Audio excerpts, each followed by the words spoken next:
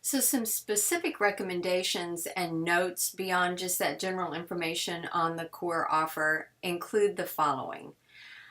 I would recommend that you have follow-up information and/or registration materials about the live event clearly detailed, because as it sits right now, honestly, the live event feels a little bit fake.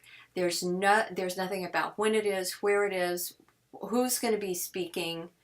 It's just, with your annual membership, you'll get to go to this live event, and the value of it's there. Give me a reason. Help me understand where you're coming up with that kind of a value tag and price point for a live event. There is a sense of urgency. Hurry up, seats are limited. There's no date. It just really could stand some help. And I believe it can be an effective part of becoming a sales bump. But as it is right now, I don't think it is that effective. I would also like to remind you that the autoresponder information for your email marketing and such needs to be added to this page. Back to that idea of your mastery level, which is part of what your biggest and identified challenge is. It's not clear how anyone obtains that particular level. Is it more classes? There's some references in your intake information about teaching or conducting live events.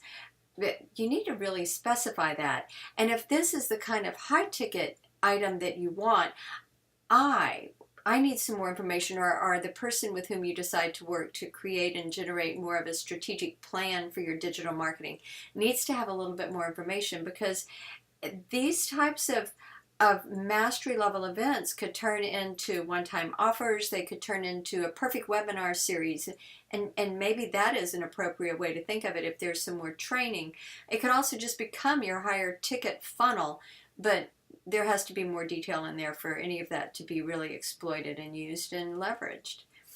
I would also like to note that as you're incorporating your autoresponders here, and the emails that you plan to send with this are tied to your soap opera sequence and to an e-tail sequence, make sure that the language that you use in those emails relates to the language used on the web pages and relates to the language that anybody would have found in any type of a search trying to get to your information about either the opportunities for college planning advisors or opportunities for new leads for insurance, or however you want to couch that.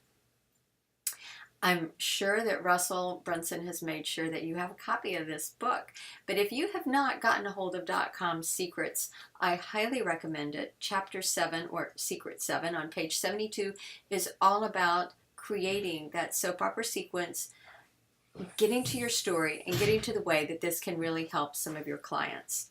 And finally, I'd like to mention that Brian Kay's image and comments are included at the bottom of the page.